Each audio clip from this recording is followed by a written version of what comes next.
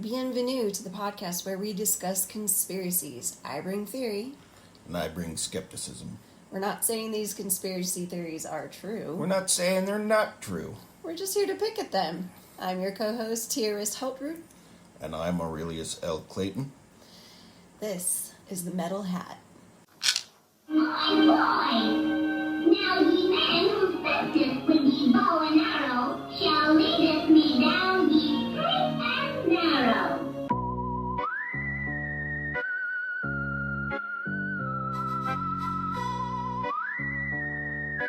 Conspiracies at the Metal Hat.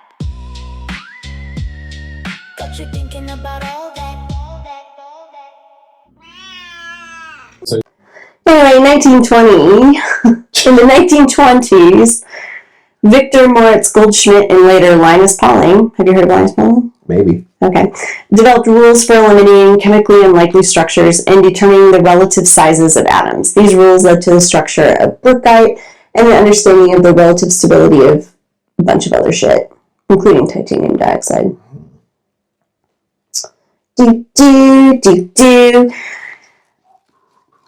There was so much going on.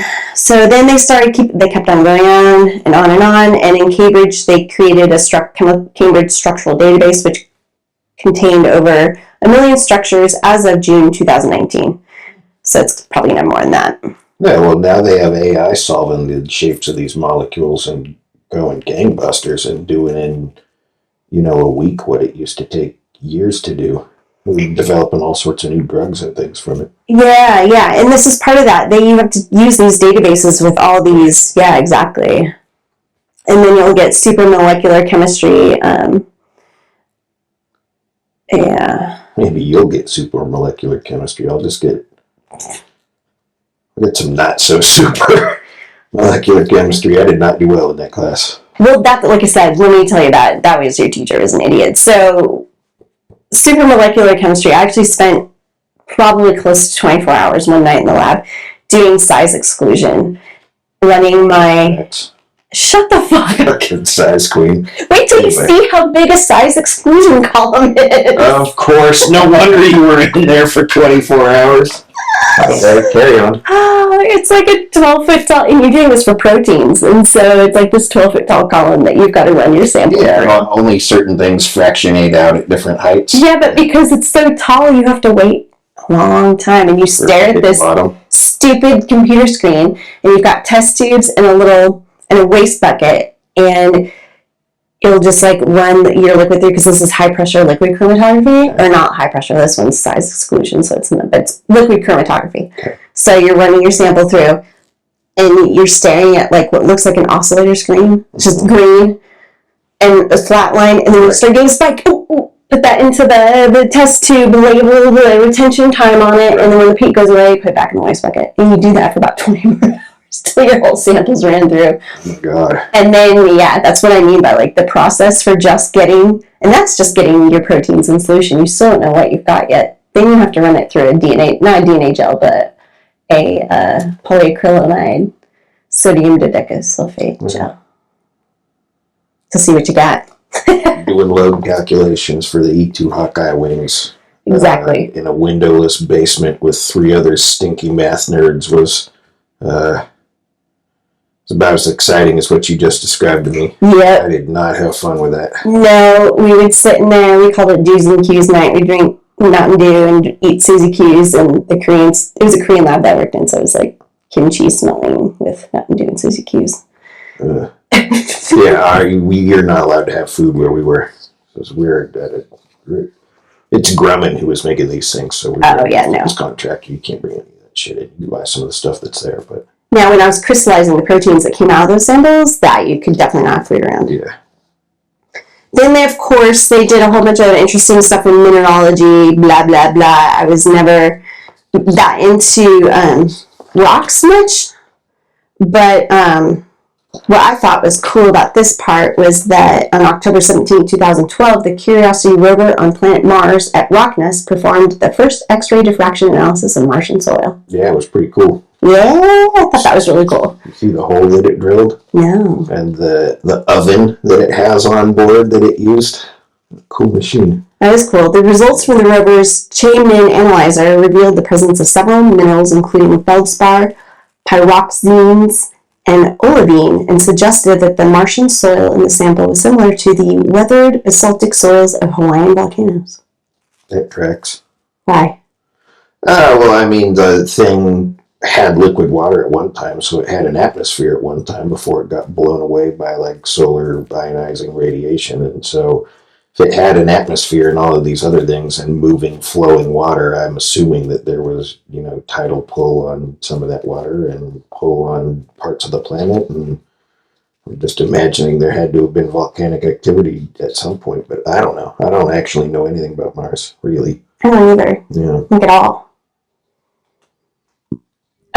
We had a lady come in and apply for a job at the university, and she was it was the first time I ever heard of this. Hang on, let me think of the word.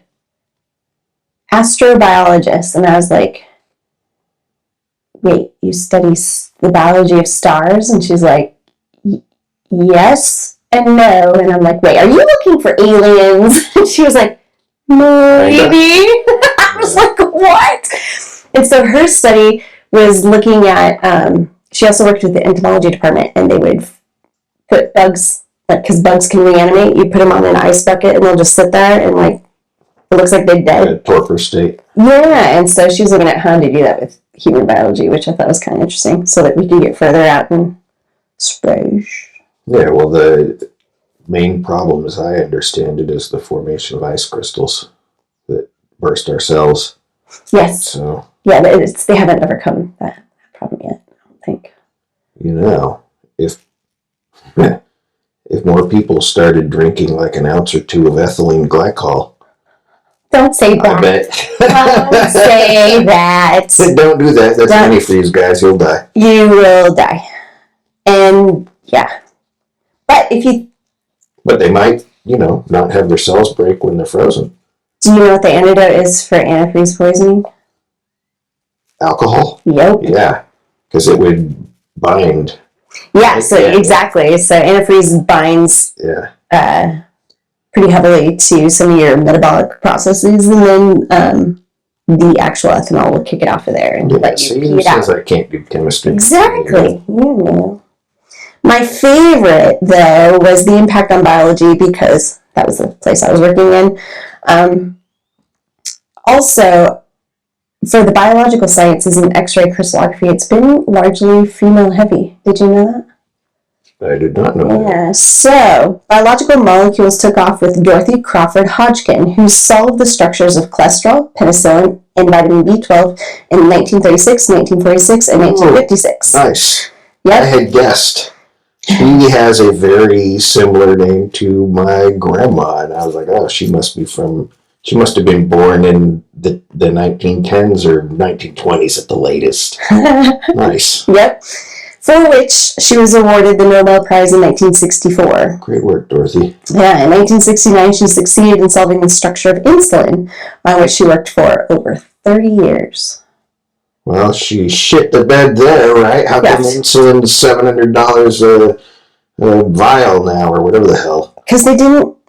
Well, that Martin Shkreli. That guy. Yeah, exactly. Is he actually responsible for? I thought he fucked up AIDS drugs or something.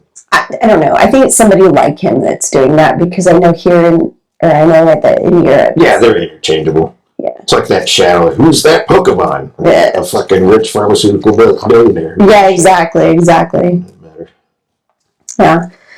Crystal structures of proteins, which are irregular and hundreds of times larger than cholesterol, began to be solved in the late 1950s, beginning with the structure of sperm whale myoglobin by Sir John Cowdery Kendrew. That doesn't even sound like a real name. Sir John Cowdery Kendrew. Imagine pulling that guy over, license and registration. What's your name? Cowdery Kendrew. Quit fucking around. You're compelled to give me your information. Yeah, some of these names are crazy. Well, Sir John Cowdery Kendrew shared the Nobel Prize in Chemistry with Max Perutz in 1962 for solving the myoglobin structure of sperm whale myoglobin. Why sperm whale myoglobin? I don't know. People seem to like sperm whales, and they've been pretty useful over time. That's what they were going for a lot of their whale oil. We just used a whole bunch of AI and stuff to find out that sperm whales have what basically amounts to a phonetic alphabet, and it is almost as intricate as our language, as human language. That's awesome. Yeah, they just learned this like, I don't know, a month ago or something.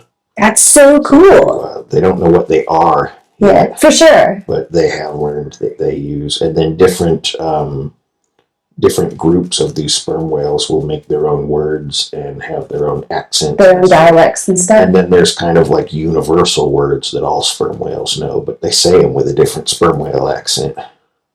This is so fucking cool. So there's probably like valley sperm whales and, Don't talk to those guys. Oh my God, those big fish over here. What are you doing? How'd you even get here? They probably swam across the whole entire Pacific. But it's totally jammed. That was totally jammed, dude. You should have taken the Adriatic and then come around through the Strait and then just all the way across the Atlantic, and boom, you would have been right there. Yo, the Strait of Hormuz is totally jammed right now. It's completely jammed. You just can't even get through. You need to take the 101 down to the Embarcadero. That's right. Oh no. It's my Valley Girls sperm whale thing. They also did some stuff with blue whales, but not as much. And so blue whales do some shit, but they sing. So sperm whales communicate via clicks.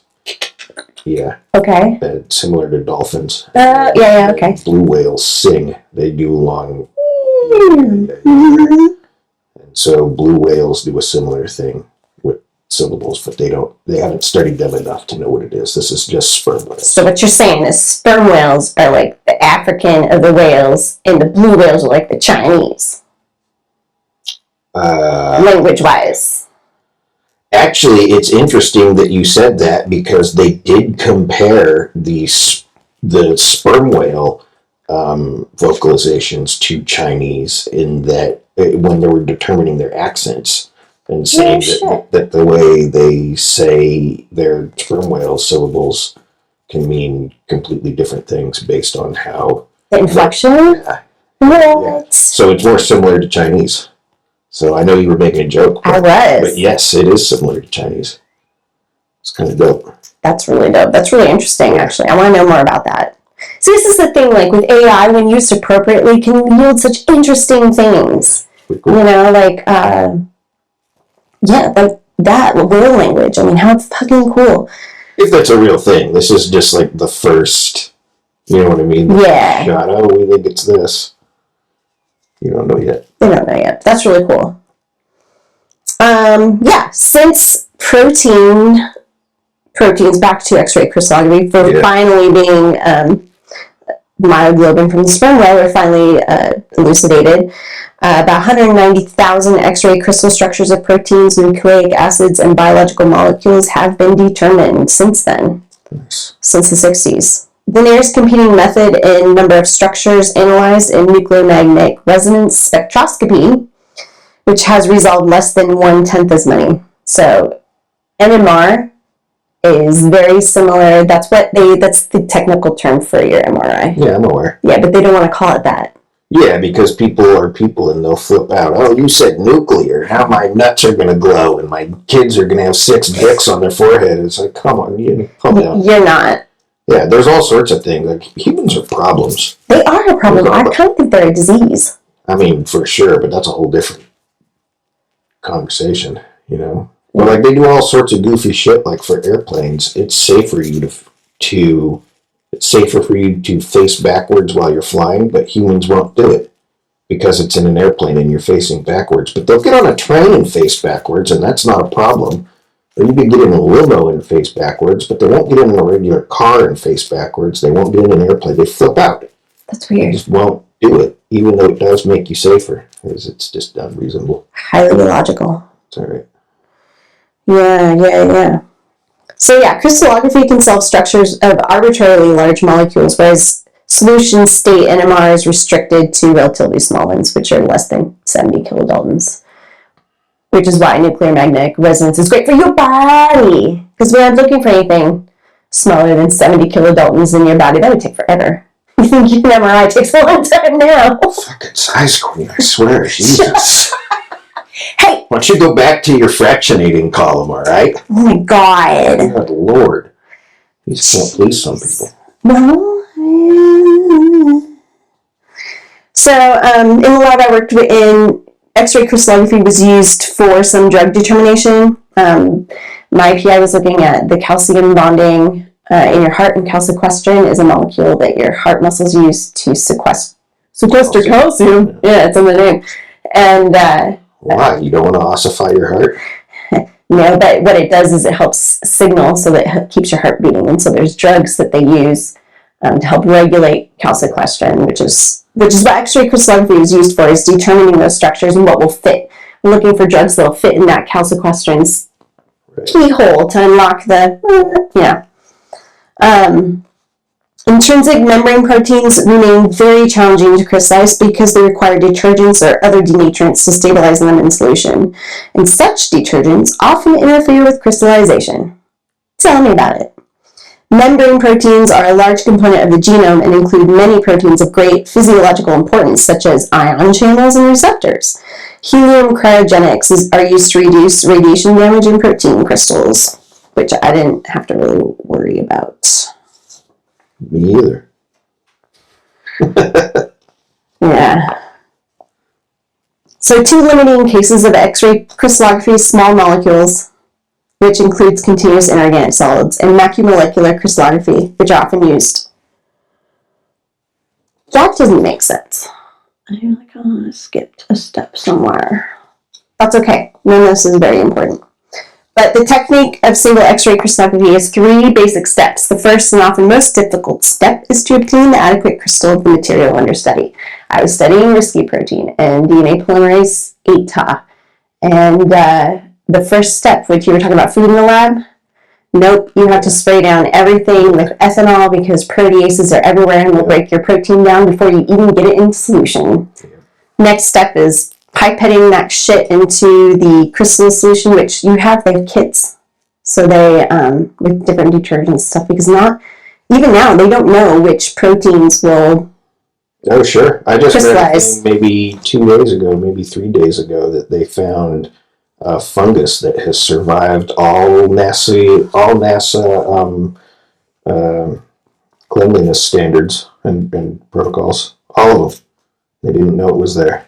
It's a microscopic fungus. Fucking funguses are so interesting. So interesting. Okay.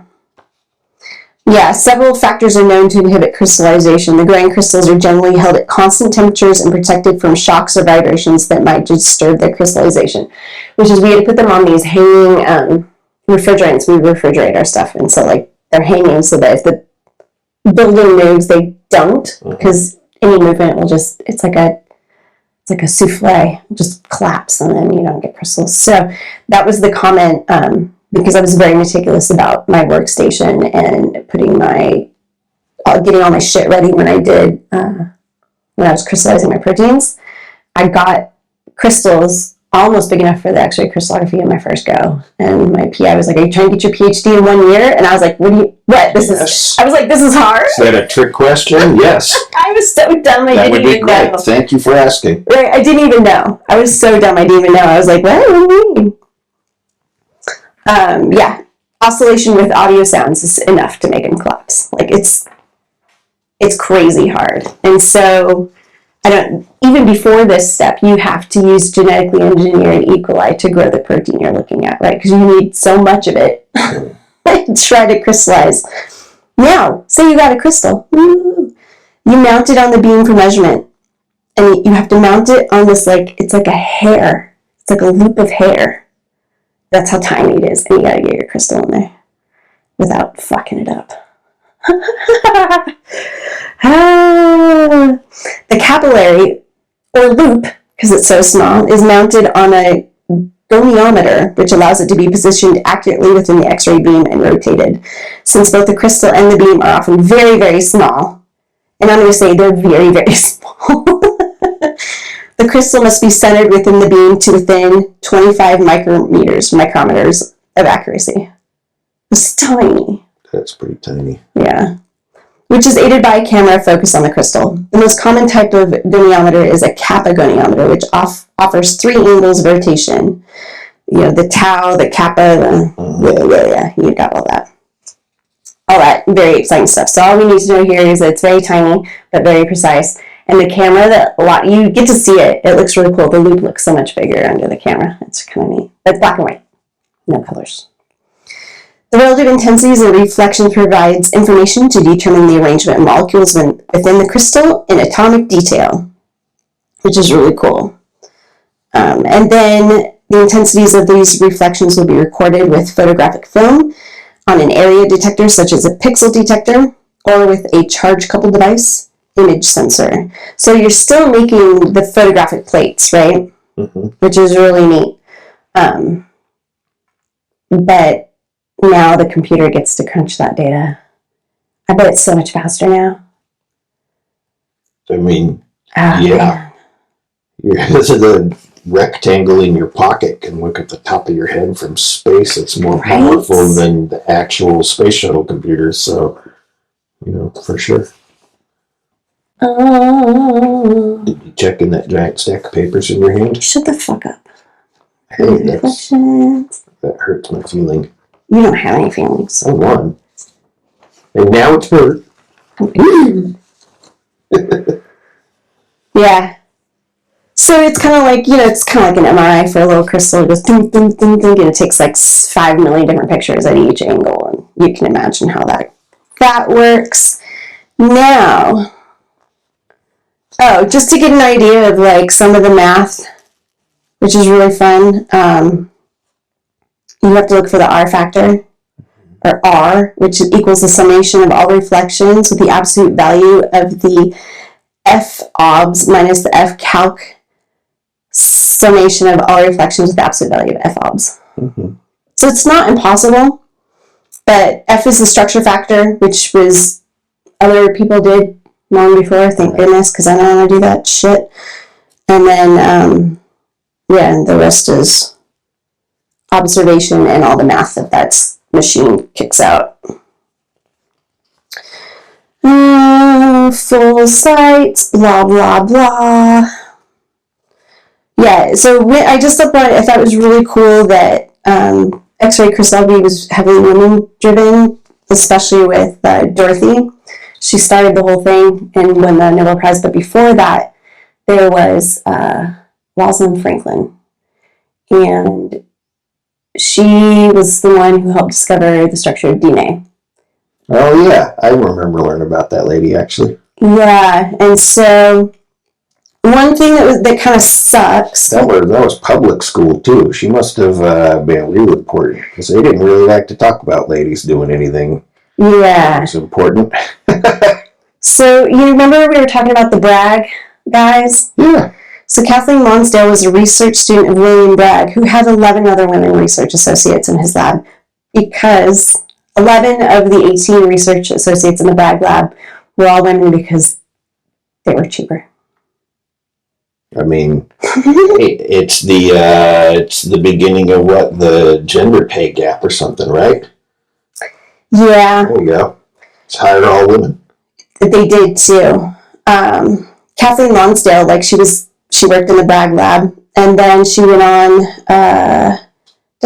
She's known for experimental and theoretical work. Lonsdale joined the crystallography research team at the Royal Institution of London in 1923.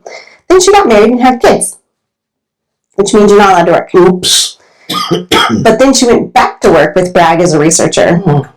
The scandal. I know. She confirmed the structure of the benzene ring, carried out studies of the diamond, and was the first 2 women to be elected to the Royal Society in 1945 and 1949, and was appointed the first female tenured professor of chemistry and head of Department of Crystallography at University College London. Oh, yeah. What?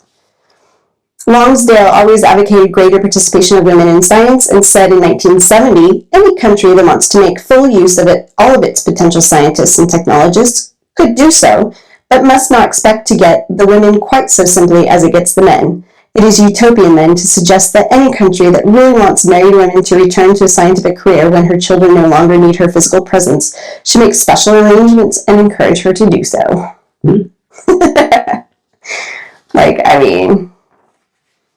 It makes me think of those ladies. Remember they opened the woman only bakery. It wasn't women only, but they charged men like 18% extra or some ridiculous number. So they started this business, immediately alienated half of the people, half of the population, and then their thing went out of business. And they're oh fuck, how did that happen? Well, that's the thing, like with science. Like, oh shit, how are they all outperforming us? Well, they're getting the whole other half of the scientists to do science shit too. Yeah. You're only using 50% of your possible science. Right. Why would you artificially limit it? See? It was so crazy. And then in 1932, Dorothy Hodgkin joined the laboratory physicist John Desmond Bernal. We know how that went. She got a Nobel Prize in the 60s and found all those vitamins, vitamin B12 and blah, blah. What was the other one? Penicillin. That's a pretty important one. Penicillin. Discovering the structure of penicillin. It's kind of cool. So back to Rosalind Franklin, she worked on the X-ray photography of DNA fiber that proved key. This is the part that gets me. I watched a Nova special.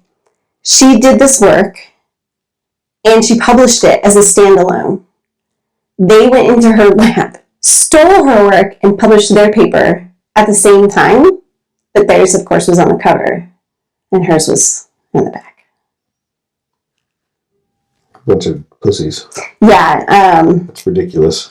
Watson revealed in his autobiographical account of the discovery of the structure of DNA, the double helix, that he had used Franklin's X-ray photography without her permission. Tiny PP energy. Franklin. Yeah, Franklin died of cancer in her 30s before Watson received the Nobel Prize. She also, one other thing that she did was really cool. She was working on the structures of viruses. And the guy who won the Nobel Prize based on her work for viruses and X-ray crystallography said that if she were here, he would have given it to her. Nice. Yeah. I mean, I guess nice. Yeah, He would have given it to her. Well, she earned it. I mean, he would have been like, up here with me. Yeah, but still, it's crazy. Isabella Carl of the United States Naval Research Laboratory developed an experimental approach to the mathematical theory of crystallography. Her work improved the speed and accuracy of chemical and biomedical analysis, yet only her husband, Jerome, shared the 1985 Nobel Prize in Chemistry with Herbert Hauptmann for outstanding achievements in the development of direct methods for the determination of crystal structures. Well, to be fair, she probably couldn't make it to the acceptance ceremony on the account of all the dishes and laundry she had to do, so...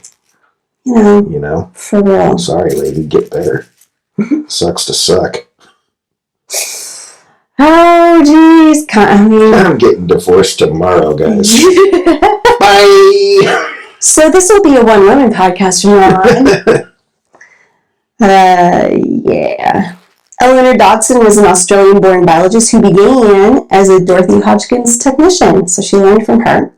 Went back to Australia and was the main instigator behind CCP4, the collaborative computing project that currently shares more than 250 software tools with protein crystallographers worldwide. That. What the hell does this have to do with CERN and the Large Hadron Collider? Well. Crystals. Magnets, how do they work? Magnetism. Yeah, I think Dr. Shaggy 2 Dope said that. Yeah. Oh my god. I'm serious. But there was like some kind of song that ICP made. I think that might actually be the chorus. I don't know or remember. I heard it once a long time ago, but it was something like magnets. How do they work? And yeah. So, okay, this is an aside, but this is kind of a funny aside. What you're doing here is context switching for me, which took a minute because ICP in the chemistry world is inductively coupled plasma, and then I had to be, wait, you're talking about insane clown policy. No, I meant the inductively coupled plasma. All the plasma there. That's it. Yep. But what's also, which I don't think is fair though, is that when you go into any new industry and they start throwing these acronyms around, I'm like, could you not?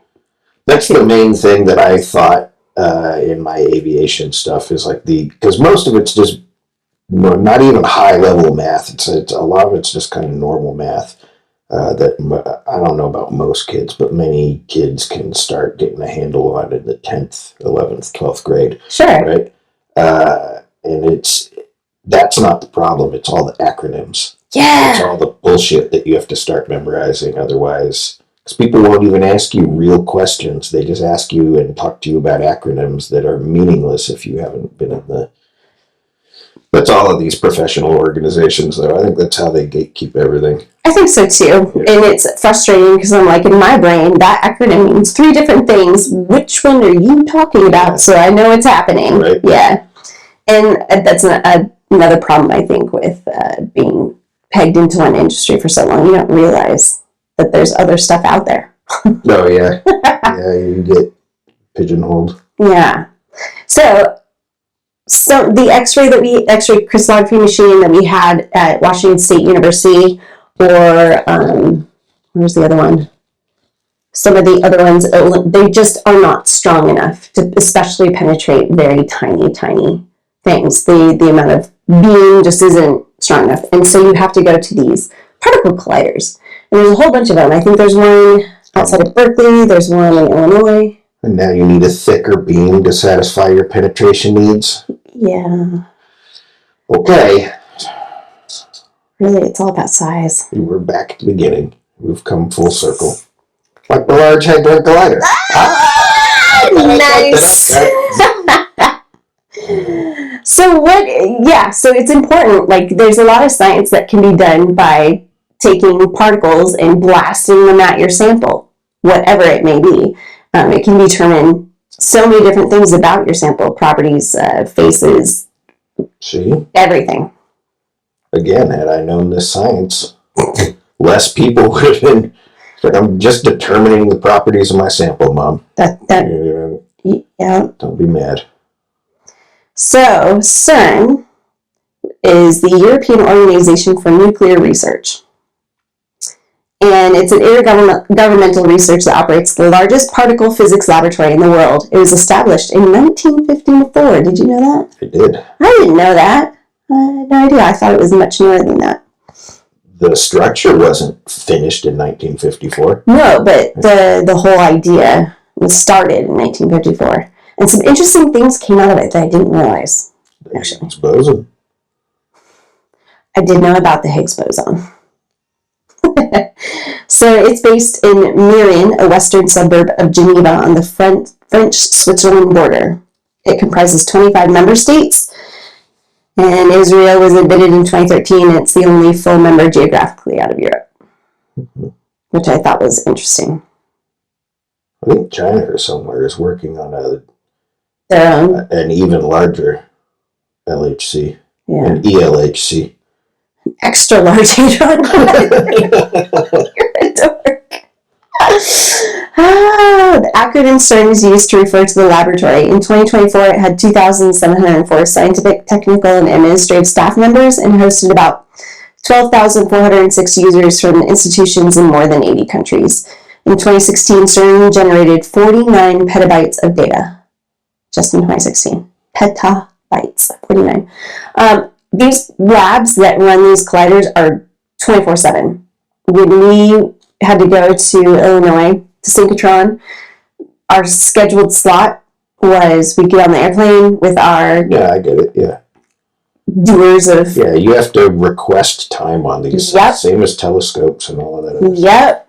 And then you're there for whatever time they give you. It might be 3 in the morning to 3 in the afternoon the next day. Yep. And you're working the whole time. There's no breaks. Yep, I'm aware. Yeah, so... Well, I don't mind, like when, I don't know, whatever I've been doing actual interesting work or something that seems useful or, I don't care. Yeah. If I'm standing in the back of a Chili's portioning fucking microwave steamed rice into, these 4-ounce plastic bags into a mountain on a table that's fucking 6 feet, like, give me a break.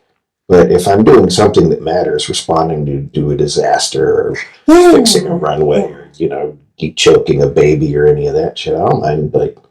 Well, so that's my point, like the size exclusion comment. Yeah. My favorite place to be was in the lab, so kind of a basement rat like that. Yeah, but that's like, I like it because it's less fucking around. Like, no, yeah, you're busy doing shit the whole time. There's nobody in there that's there to fuck around. You're just not allowed in. No, right. There's no fuck around time. Yeah. Absolutely not. In fact, you can easily get banned doing fuck around shit. Mm-hmm. which I don't think there's enough of that. Don't get me wrong, I'm all for fucking around. I tell a lot of fuck around bullshit jokes, and there's a time and a I place. steer this podcast in all sorts of ridiculous directions. Which I love. But, you know, when it's time for business, it's nice to be able to do some actual business without people fucking around all the time. So I don't mind no breaks. Yeah, exactly. That's fine. Yeah. Same. We got shit to do. Get to work. You could have your break later. Yeah. Or, I don't know, go cry about it in your hotel room tonight or something. Tell me about it tomorrow. Yeah, exactly. Yeah, so if I wanted to and were able to get a time slot, I could have gone to CERN and taken my little risky protein with me, and man, it'd be easier to just crystallize it here or in Europe. It would. I can't imagine taking a doer of nitrogen in an international flight. Liquid nitrogen. Well, because my samples have to be frozen in liquid nitrogen. I don't know how long it would last, though. How big of a doer I would need. yeah. And there's not going to be any facility on there that it gets cold enough to maintain liquid nitrogen for any amount of time. And you would have had to get on the Concorde. Yeah. And you would have had to, multiple Mach. Yeah. Get your ass on over here and not fuck around. Business time. Right. Don't fuck around. Yeah, exactly. You have time for that 14-hour bullshit. Yeah, and then no layovers. Clear everything. Yeah, you have to clear everything beforehand so that you're not stopped at some. Because they're not going to know what the hell that is. Oh fuck no! If you got stopped at an entrance, at some customs crossing with giant steaming doer. The fuck is this? Right. Step into my office and I ask you some questions. Well, and then what they're going to do is take it apart and ruin it. And maybe fuck themselves up depending on what's in it and on it. And yeah. I wouldn't put it past any of those greasy dick beaters to reach into the. What's in there? It's liquid nitrogen. Do not stick. Okay. I did it. Now what? Well, I think you need to go to the hospital. I don't know what happens after that. After all the safety things that we did in the lab, no one ever talked about what to do if you stuck your hand in liquid nitrogen, because I don't think any of us were dumb enough at that point to do that. Yeah, there's all sorts of wacky shit in the airfields and on, Yeah. Yes. the stuff grounding out aircraft so you have to ground them for multiple points while you're fueling them and everything. Jesus. So that they don't burst into flames. Jesus. There's all sorts of crazy shit that you got to do. Yeah. Yeah, so CERN's main function is to provide particle accelerators and other infrastructure needed for high-energy physics research. It's the whole point. Yeah. Consequently, numerous experiments have been constructed at CERN through international collaborations. CERN is the site of the Large Hadron Collider that we were just talking about, the world's largest and highest energy particle collider. The main site in Marin hosts a large computing facility which is primarily used to store and analyze data from experiments as well as simulate events. As researchers require remote access to these facilities, the lab has historically been a major wide-area network hub. And CERN is also the birthplace of the World Wide Web. No, Al Gore made it. Where did that come from? He said it. He did not. He did. He did say it. Why did he say that? I don't know. He said it in 2000 or some sort of shit. I don't know. I have no idea. Wouldn't it be great if that were the biggest of America's problems right now? Al Gore lying about creating the internet? Yeah. Yeah. Or spelling potatoes wrong. Yeah. Or wearing a brown suit as a black man. Apparently that was a misstep. Is it? I guess. I don't know. People were complaining. People can't wear brown? Well, All my black listeners can, why did everyone have a fit when Obama wore a brown suit?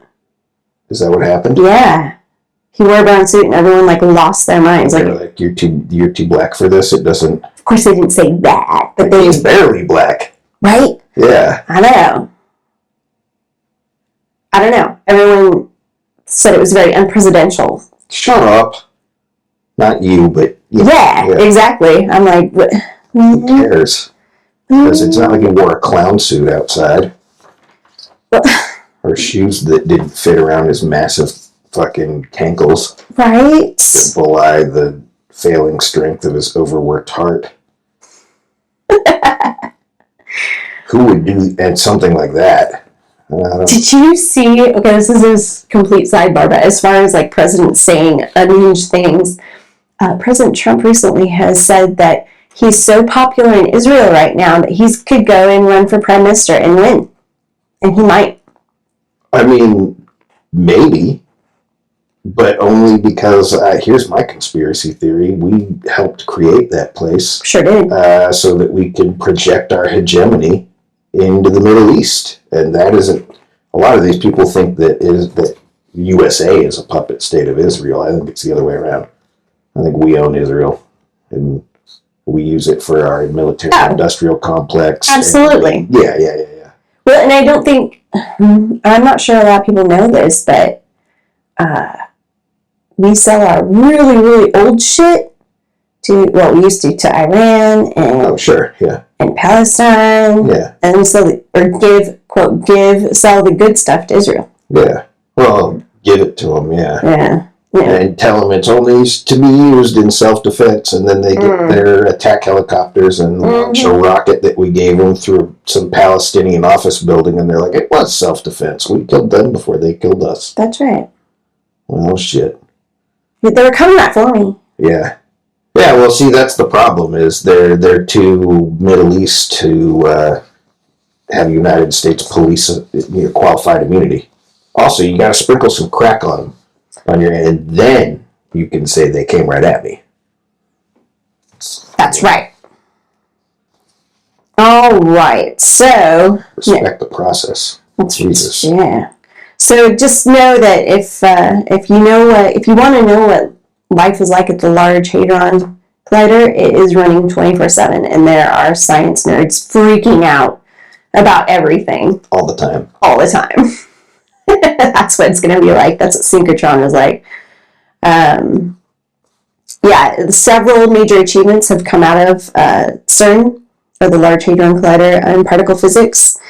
Discovery of neutral currents in the Gargamel bubble chamber was discovered in 1973. I have no fucking idea what that is. Oh, that's, that was the chamber in the bubbler that old Walter Gargamel used to smoke his weed out of. They found some neutral currents in there? Neutral currents gets you way higher.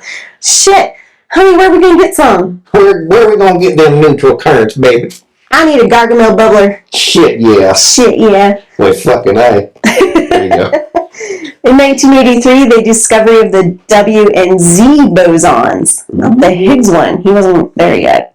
In the UA1 and UA2 experiments. In 89, the determination of the number of light neutrino families at the Large Electron Positron Collider operating on the Z boson peak. Well, because we all need to know the number of light neutrino families. Right? I mean, Sure. if you're trying to create a nice gated neutrino community, you gotta know which ones are the light-skinned ones. The light neutrinos, gotta keep them dark neutrinos out of here. Oh no! You're gonna ruin the neighborhood. In 1995, the first creation of anti-hydrogen atoms in the PS210 experiment, predominantly on LEP data, which is the Electron-Positron Collider, collected on the Z resonance from 1990 to 1995. So, bunch of stuff. I love these names, though. The heavy ion program discovered a new state of matter, quark gluon plasma. You think these nerds are just drinking some kind of crazy shit that they concocted and then trying to tell sober people while they're wasted, what the name of this thing is, and the sober people just have no idea. They just write shit down. I think that... They call their secretary, figure out the fucking quark and the neutron plasma.